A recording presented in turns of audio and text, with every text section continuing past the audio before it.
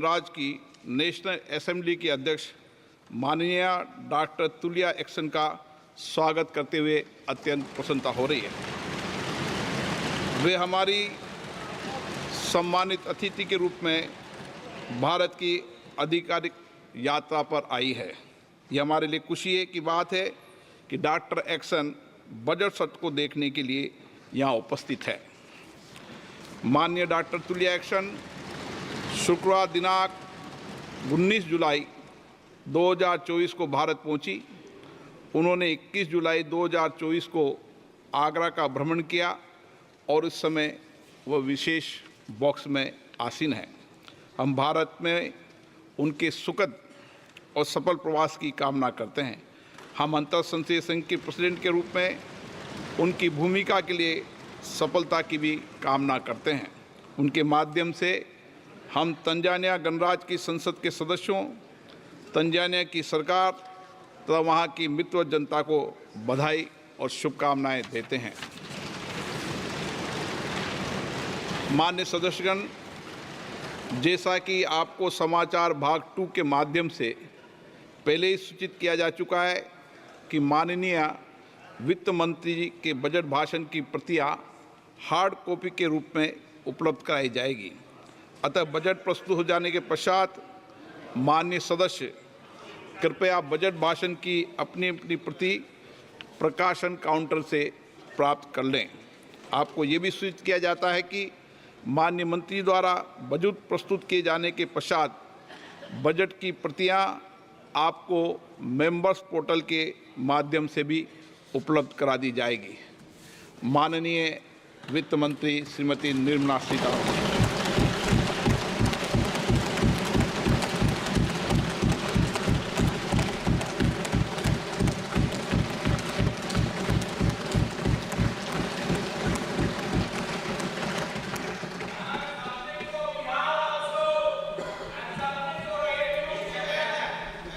Honorable Speaker, I present the budget for 24-25.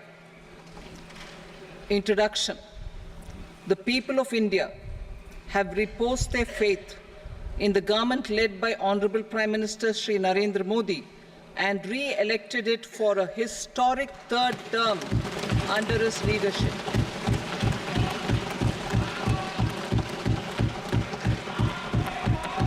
We are grateful for their support, faith, and trust in our policies.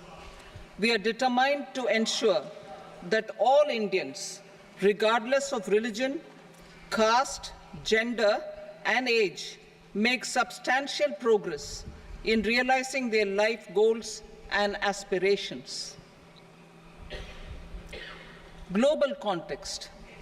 The global economy, while performing better than expected, is still in the grip of policy uncertainties.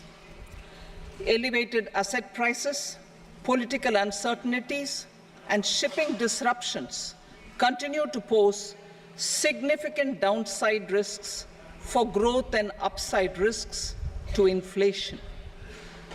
In this context, India's economic growth continues to be the shining exception and will remain so in the years ahead.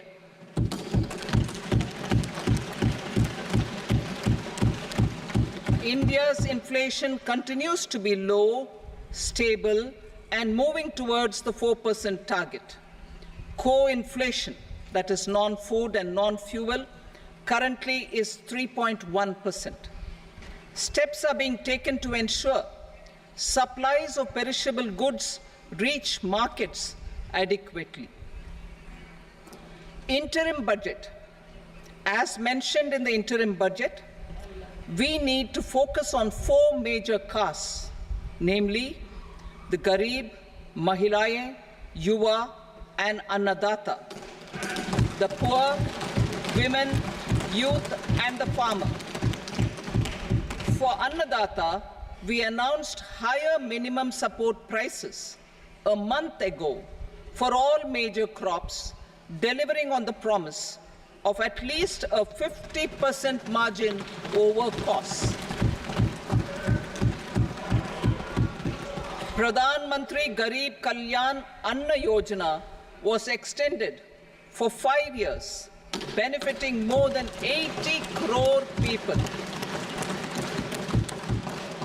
Administrative actions for approval and implementation of various schemes announced in the interim budget are well underway.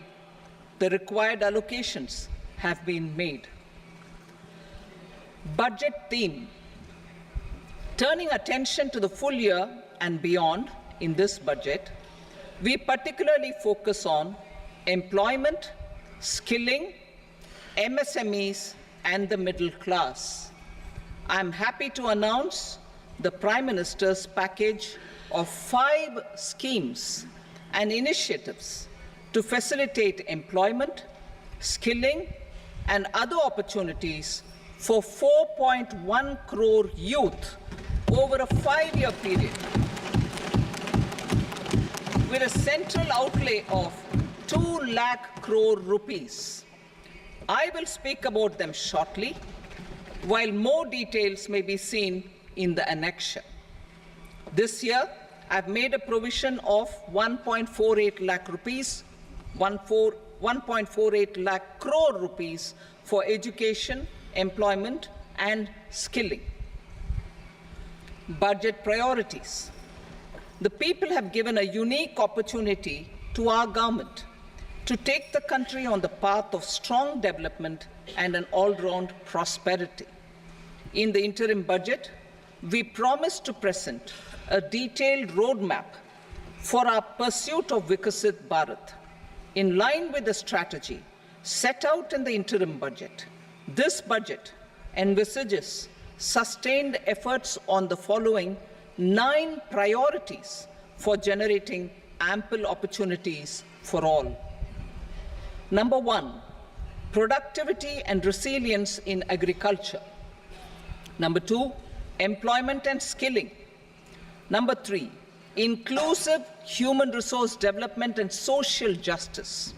4, manufacturing and services. 5, urban development. 6, energy security. 7, infrastructure. 8, innovation, research and development. And 9, next generation reforms. Subsequent budgets will build on these and add more priorities and actions. A more detailed formulation will be carried out as part of the economic policy framework, about which I will speak later in this speech. This budget details some of the specific actions to be initiated in the current year towards fulfillment of these priorities, with potential for transformative changes. The budget also covers some of the previously made announcements, with intent to strengthen them and step up their implementation for expediting our journey towards the goal of Vikasit Bharat. Priority 1, productivity and resilience in agriculture. Transforming agricultural research. Our government will undertake a comprehensive review of the agricultural research setup to bring the focus on raising productivity and developing climate-resilient varieties. Funding will be provided in challenge mode, including to the private sector. Domain experts, both from the government and outside, will oversee the conduct of such research. Release of new varieties. New 109 high-yielding and climate-resilient varieties of 32 field and horticultural crops will be released for cultivation by farmers. Natural farming. In the next 2 years, 1 crore farmers across the country will be initiated into natural farming, supported by certification and branding. Implementation will be through scientific institutions and willing gram panchayats. 10,000 need-based bio-input resource centers will be established. Missions for pulses and oilseeds. For achieving self-sufficiency in pulses and oilseeds, we will strengthen their production, storage, and marketing. As announced in the interim budget, a strategy is being put in place to achieve Atmanirbharta for oilseeds such as mustard, groundnut, sesame, soybean, and sunflower. Vegetable production and supply chains. Large-scale clusters for vegetable production will be developed closer to major consumption centers. We will promote farmer-producer organizations, cooperatives, and startups for vegetable supply chains, including for collection and storage and marketing. Digital public infrastructure for agriculture.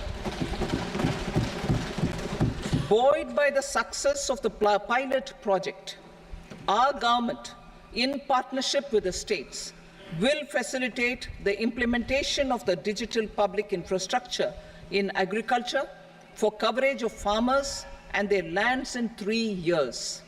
During this year, digital crop survey for Kharif using the DPI will be taken up in 400 districts. The details of 6 crore farmers and their lands will be brought into the farmer and land registries. Further, the issuance of Jan Samarth based Kisan credit cards will be enabled in 5 states. Shrimp production and export. Financial support for setting up a network of nucleus breeding centers for shrimp brood stocks will be provided. Financing for shrimp farming, processing, and export will be facilitated through NABARD. National cooperation policy. Our government will bring out a national cooperation policy for systematic, orderly, and all-round development of the cooperative sector, fast-tracking growth of rural economy and generation of employment opportunities on a large scale will be the policy goal. This year, I have made a provision of 1.52 lakh crore rupees for agriculture and allied sectors.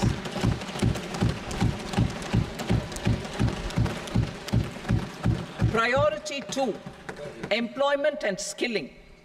Employment-linked incentive.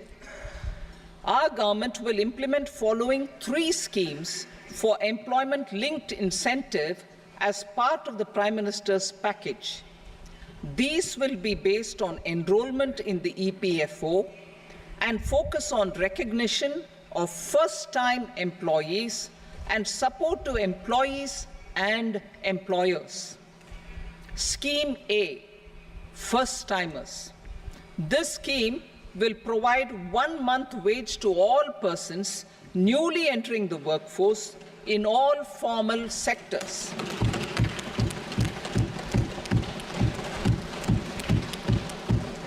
Direct benefit transfer of 1 month's salary in 3 installments to first-time employees as registered in the EPFO will be up to 15,000 rupees. The eligibility limit will be a salary of 1 lakh per month. The scheme is expected to benefit 210 lakh youths.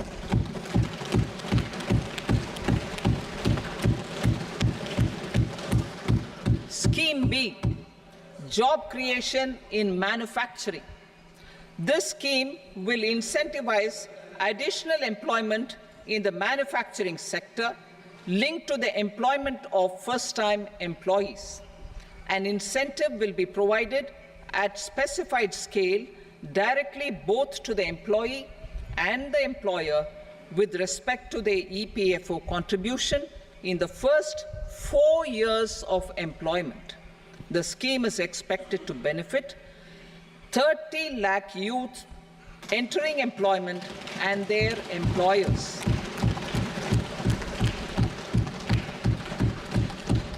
Scheme C, support to employers. This employer-focused scheme will cover additional employment in all sectors. All additional employment within a salary of 1 lakh rupee per month will be counted. The government will reimburse to employers up to 3,000 rupees per month for 2 years towards the EPFO contribution for each additional employee. The scheme is expected to incentivize additional employment of 50 lakh persons.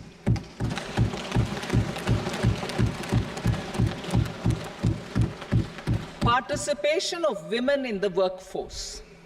We will facilitate higher participation of women in the workforce through setting up of working women hostels in collaboration with industry and establishing creches.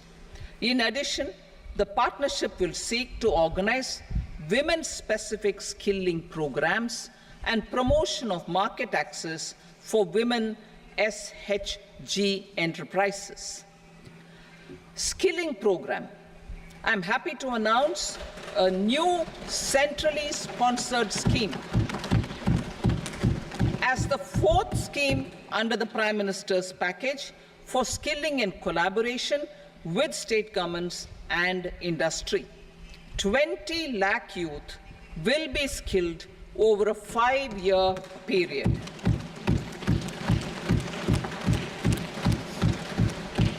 (1,000 industrial training institutes will be upgraded in hub and spoke arrangements with outcome orientation. Course content and design will be aligned to the skill needs of industry, and new courses will be introduced for emerging needs. Skilling loans.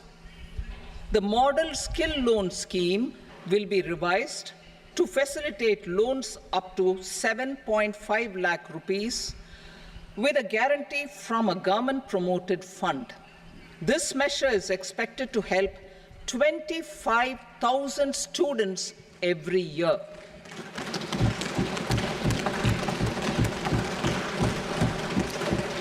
Education loans.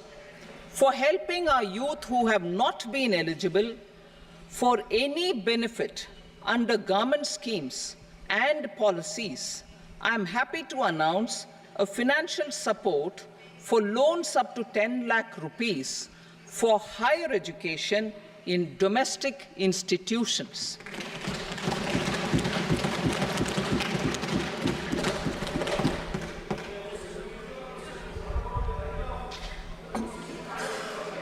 E-vouchers for this purpose. E-vouchers for this purpose will be given directly to 1 lakh students every year for annual interest subvention of 3% of the loan amount. Priority 3, inclusive human resource development and social justice, saturation approach. Our government is committed to all-round, all-pervasive and all-inclusive development of people, particularly farmers, youth, women, and the poor. For achieving social justice comprehensively, the saturation approach of covering all eligible people through various programs, including those for education and health, will be adopted to empower them by improving their capabilities. Implementation of schemes meant for supporting economic activities by craftsmen, artisans, self-help groups, scheduled caste, scheduled tribe, and women entrepreneurs and street vendors such as the PM Vishwakarma, PM Swanidhi, National Livelihood Missions, and Stand Up India will be stepped up. Purvodaya. The states in the eastern part of the country are rich in endowments and have strong cultural traditions. We will formulate a plan, Purvodaya, for the all-round development of the eastern region of the country, covering Bihar, Jharkhand, West Bengal, Odisha, and Andhra Pradesh. This will cover human resource development, infrastructure, and generation of economic opportunities to make the region an engine to attain Vikasit Bharat. On the Amritsar-Kolkata Industrial Corridor, we will support development of an industrial node at Gaya. This corridor will catalyze industrial development of the eastern region. The industrial node at Gaya will also be a good model for developing our ancient centers of cultural importance into future centers of modern economy. This model shall showcase Vikas B, Virasat B in our growth trajectory. We will also support development of road connectivity projects, namely 1. Patna-Purnia Expressway, 2. Buxar-Bhagalpur Expressway, 3. Bodh Gaya, Rajgir, Vaishali and Darbhanga spurs, and 4. Additional 2-lane bridge over River Ganga at Buxar at a total cost of 26,000 crore rupees.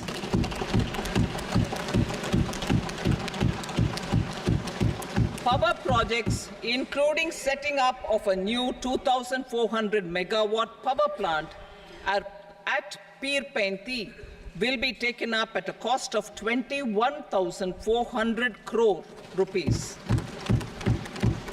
New airports, medical colleges, and sports infrastructure in Bihar will be constructed. An additional allocation to support capital investments will be provided. The requests of Bihar government for external assistance from multilateral development banks will be expedited.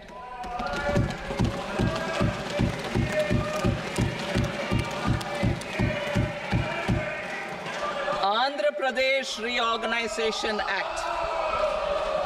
Our government has made concerted efforts to fulfill the commitments in Andhra Pradesh Reorganization Act.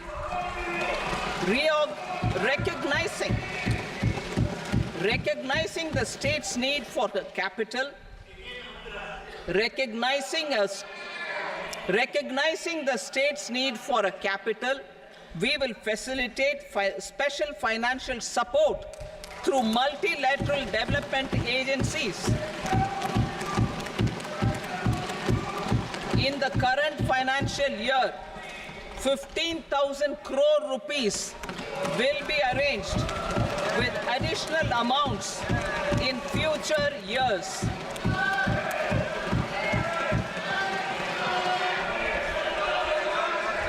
Our government is fully committed to financing and early completion of the Polavaram irrigation project, which is the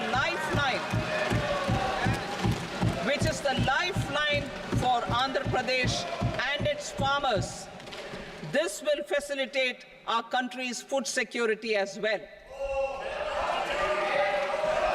Under the Act, Andhra Pradesh Reorganization Act, for promoting industrial development, funds will be provided for essential infrastructure such as water, power, railways, and roads in Kopparthi node on the Visakhapatnam-Chennai Industrial Corridor and Varavakal node on the Hyderabad-Bangalore Industrial Corridor. An additional allocation will be provided this year towards capital investment for economic growth. Grants for backward regions of Rayalaseema, Prakasham, North Coastal Andhra, as stated in the Act, will be provided. PM Awas Yojana.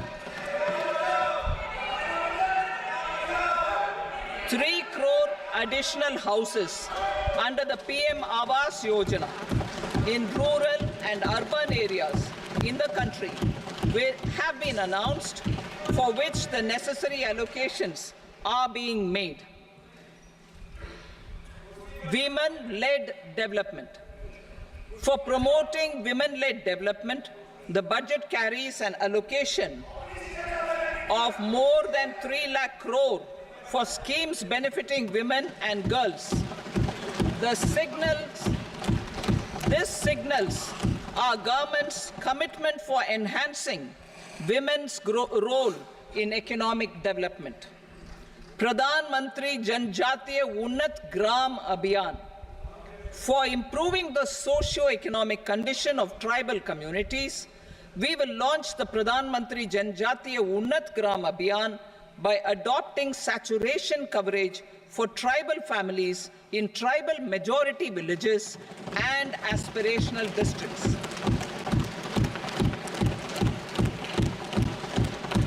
This will cover 63,000 villages, benefiting 5 crore tribal people. Bank branches in northeastern region. More than 100 branches of India Post Payment Bank will be set up in the northeast region to expand the banking services. This year, I have made a provision of 2.66 lakh crore rupees for rural development, including rural infrastructure.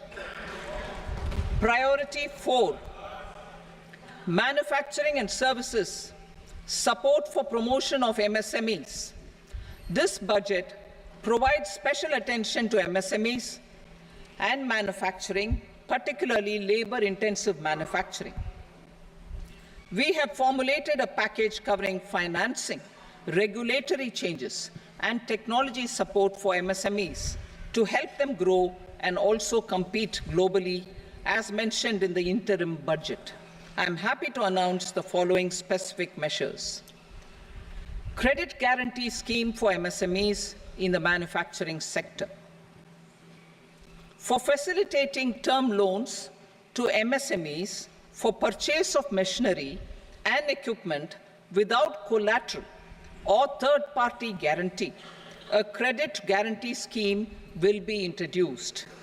The scheme will operate on pooling of credit risks of such MSMEs. A separately constituted self-financing guarantee fund will provide to each applicant guarantee cover up to 100 crore rupees, while the loan amount may be larger. The borrower will have to provide an upfront guarantee fee and an annual guarantee fee on the reducing loan balance. New assessment model for MSME credit. Public sector banks will build their own in-house capability to assess MSMEs for credit instead of relying on external assessment. They will also take a lead in developing or getting developed a new credit assessment model based on the scoring of digital footprints of the MSMEs in the economy. This is expected to be a significant improvement over the traditional assessment of credit eligibility based only on asset or turnover criteria. That will also cover MSMEs without a formal accounting system. Credit support to MSMEs during stress period. I'm happy to announce a new mechanism for facilitating continuation of bank credit to MSMEs during their stress period while being in special mention account, SMA stage, for reasons beyond their control. MSMEs need credit to continue their business and to avoid getting into the NPA stage. Credit availability will be supported through a guarantee from a government-promoted fund. Mudra loans. The limit of Mudra loans will be enhanced to 20 lakh from the current 10 lakh for those entrepreneurs who have availed and successfully repaid previous loans under the Tarun category. Enhanced scope for mandatory onboarding in trades. For facilitating MSMEs to unlock their working capital by converting their trade receivables into cash, I propose to reduce the turnover threshold of buyers for mandatory onboarding on the trades platform from rupees 500 crore to 250 crore rupees. This measure will bring 22 more CPSCs and 7,000 more companies onto the platform. Medium enterprises will also be included in the scope of the suppliers. SIDBI branches in MSME clusters. SIDBI will open new branches to expand its reach to serve all major MSME clusters within 3 years and provide direct credit to them. With the opening of 24 such branches this year, the service coverage will expand to 168 out of 242 major clusters. MSME units for food irradiation, quality and safety testing. Financial support for setting up of 50 multi-product food irradiation units in the MSME sector will be provided. Setting up of 100 food quality and safety testing labs with NABL accreditation will be facilitated. E-commerce export hubs to enable MSMEs and traditional artisans to sell their products in international markets. E-commerce export hubs will be set up in public-private partnership mode. These hubs, under a seamless regulatory and logistic framework, will facilitate trade and export-related services under one roof. Measures for promotion of manufacturing and services. Internship in top companies. As the fifth scheme under Prime Minister's package, our government will launch a comprehensive scheme for providing internship opportunities in 500 top companies to 1 crore youth in 5 years. They will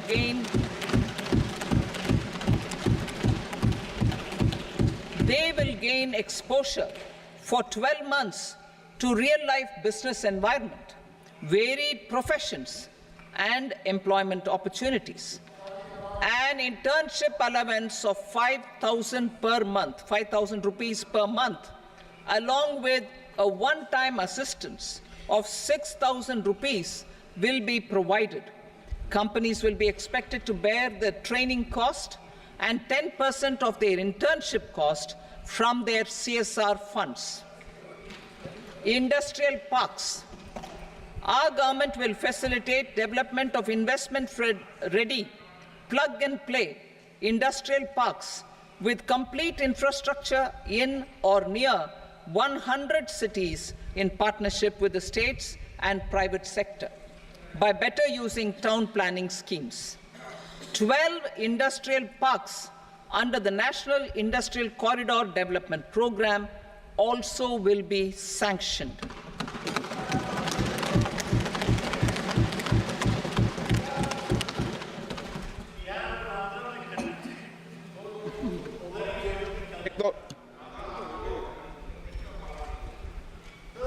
Veji member, no, please, बैठिए.